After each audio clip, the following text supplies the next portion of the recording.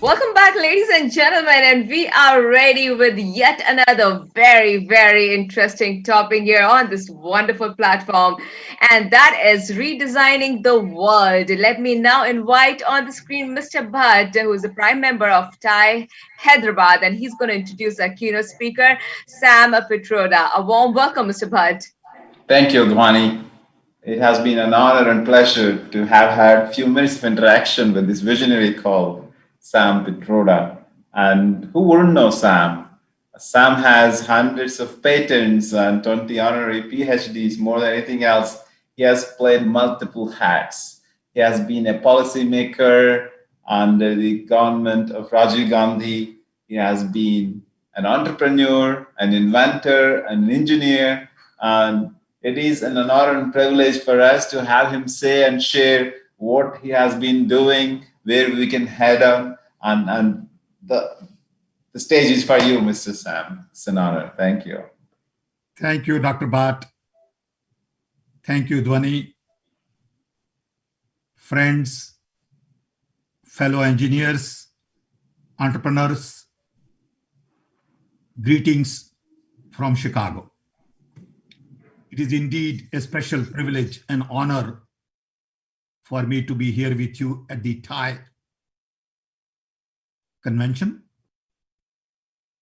First, my compliments to all the Thai executives and members for what you all do.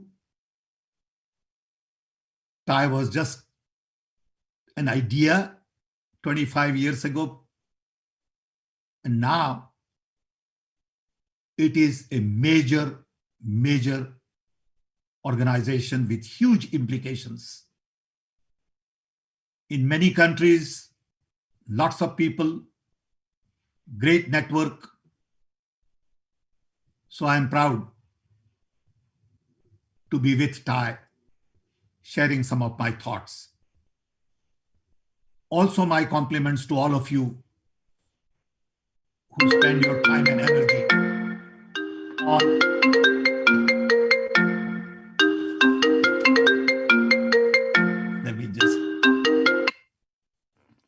who spend your time and energy on engineering initiatives. To me, science and technology is the key to our future. Without science and without technology, there is no future. If you look at what has been accomplished in the last few decades, you find that almost everything we do today is mainly because of advances in science and technology. We are blessed with the benefits. For example, longevity has increased, infant mortality has decreased, communication, energy, infrastructure has substantially improved. But at the same time, there are lots of challenges that science and technology has not been able to address. I've been saying for last 30 years that best brains in the world are busy solving problems of the rich, who really don't have problems to solve. And as a result, problems of the poor really don't get the right talent. So if you really look at one major contribution in the last 20 years related to hyperconnectivity, you realize the implication of hyperconnectivity on human civilization. To me, for the first time in the human history, all 8 billion people are connected. What does this connectivity mean? What do we do with it? Something like this never happened in the human history. The last big event like this was maybe about 15,000 years ago, when language was invented. Before that, maybe when fire was invented. But the invention of hyperconnectivity has not been properly celebrated. When I started doing my work in India in 1981, we had only 2 million telephones. It used to take 10 years to get telephone connection. in a short span of 40 years, which is not very long for a nation. Today, we have over a billion phones, and we are a nation of a connected billion. So to me, hyperconnectivity brings about democratization, decentralization, and demonetization. Today, a small little kid in a village in Andhra can go visit Guggenheim Museum. Today, we can decentralize education, health services, government public services. And when you look at an example of Uber,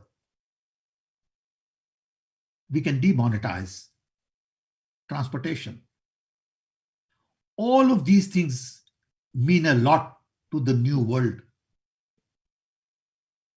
And I have been locked up during Corona crisis for the last 9 months in my home in Chicago.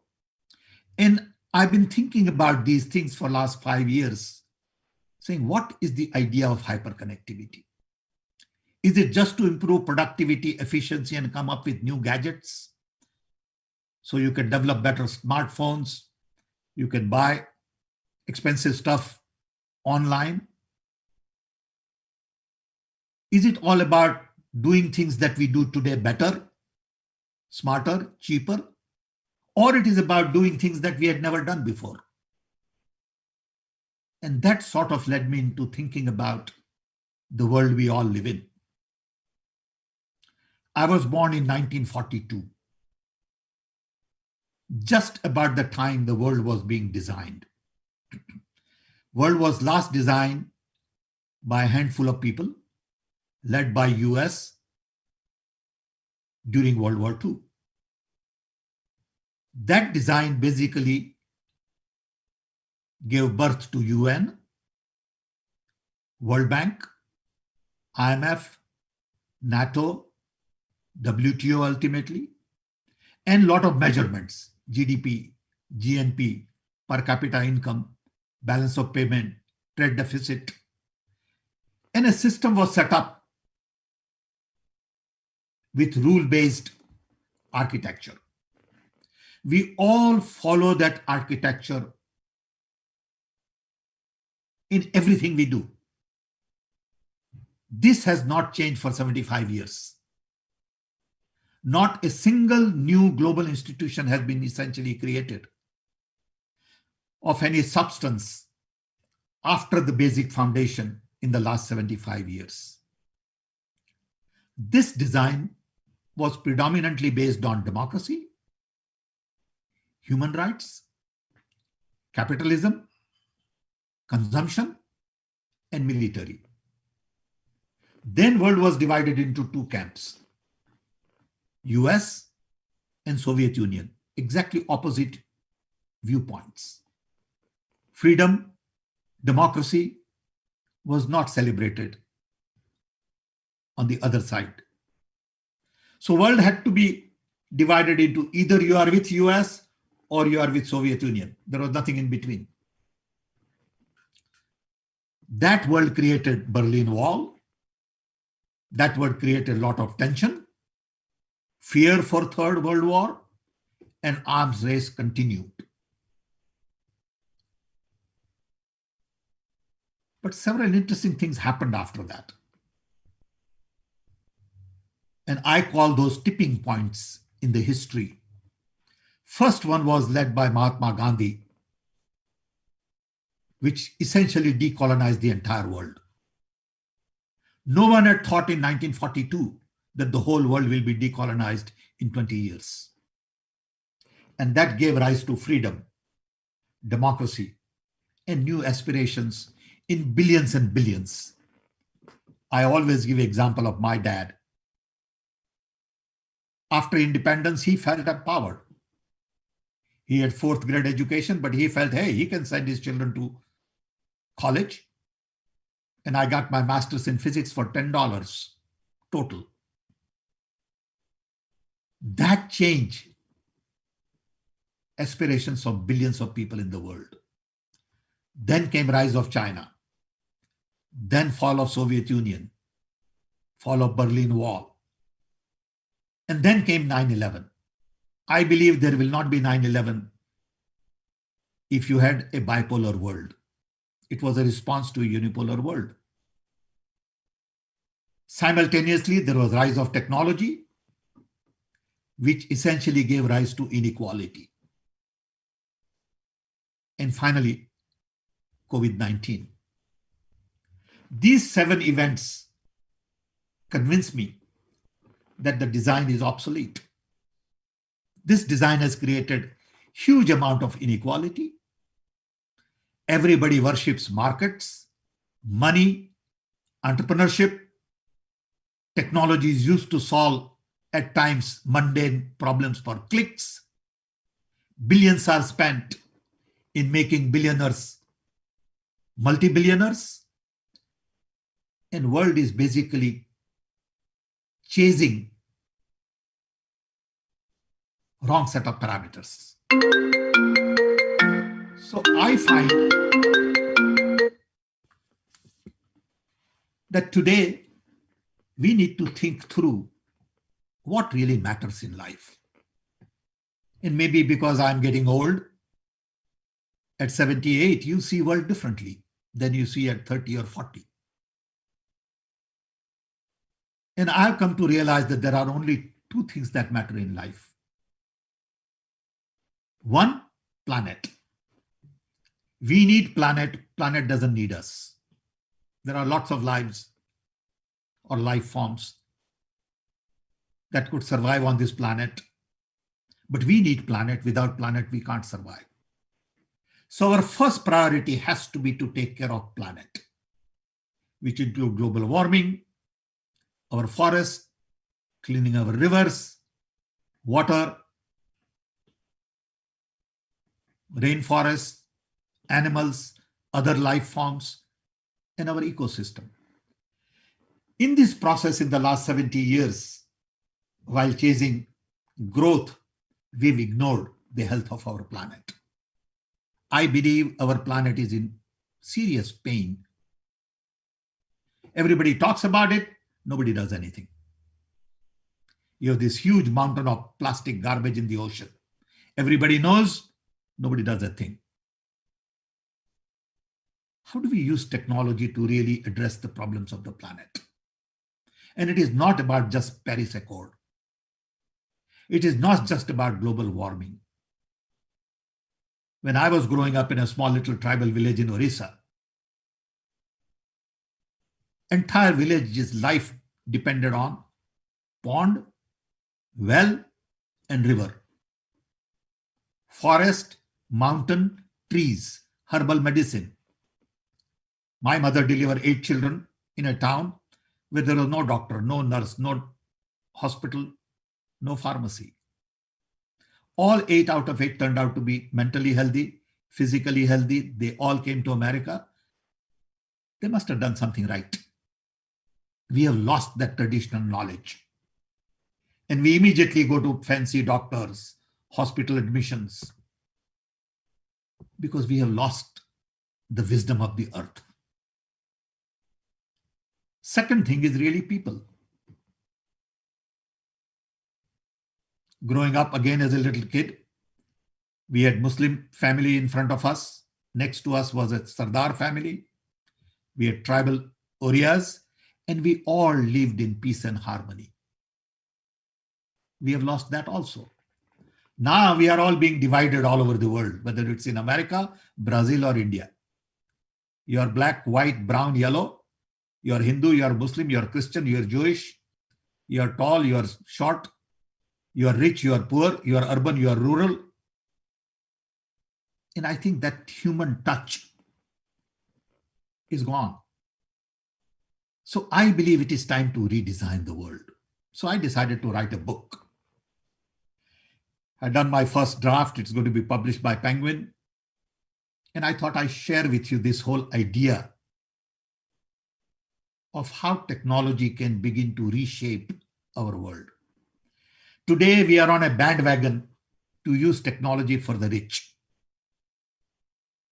We want to produce for people who can afford to buy and not for people who need it.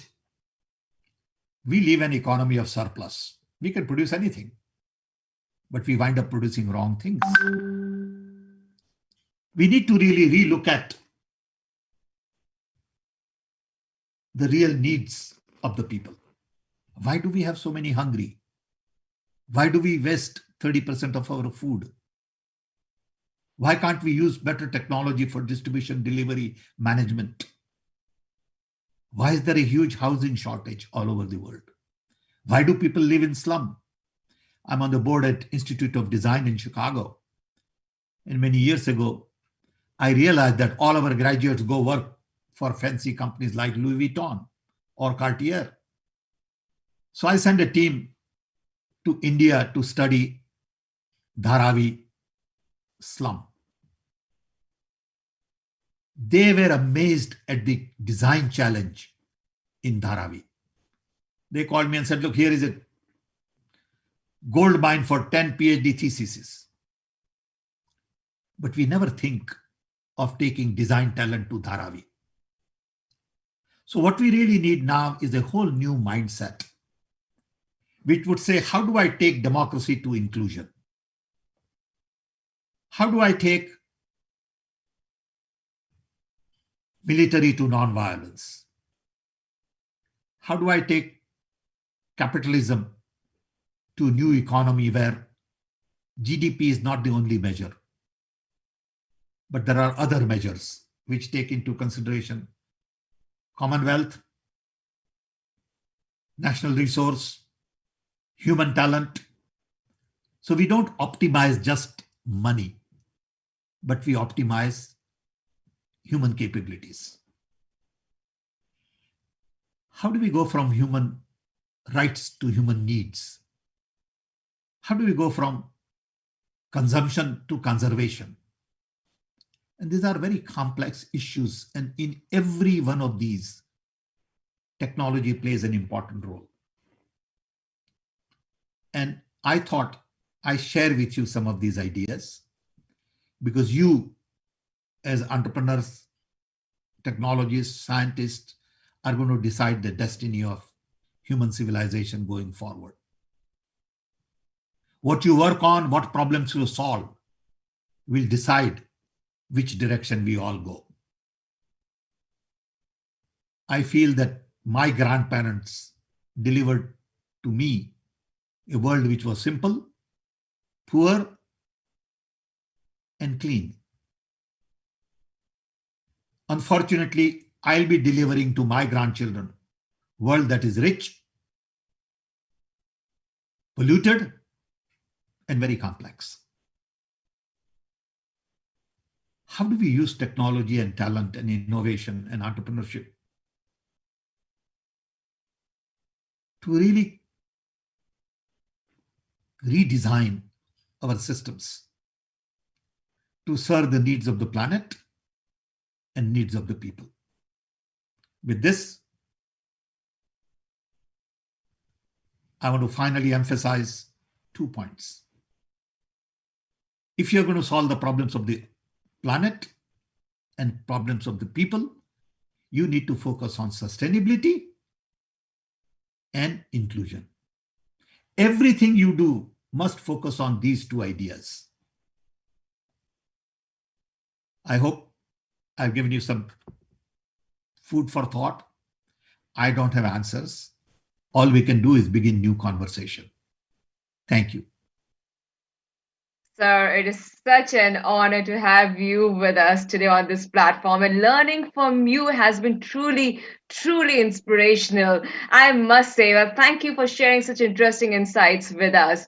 Thank you so, so much. Ladies and gentlemen, let's all together try and do something for the planet, whichever way we can. We need it, don't we? Thank you, sir, for actually telling us how important it is, something that we don't really think about. We're so engrossed in our day-to-day lives that we never ever sit and think about such an important I think the only thing which is important in life is planet. If we do not have a planet, how do we exist? Thank you once again, sir, for joining us today. Indeed, an incredible moment here, sir. Thank you very, very much. Thanks for the opportunity. Wish you Thank all you. the best. Thank you, sir. Thank you very much.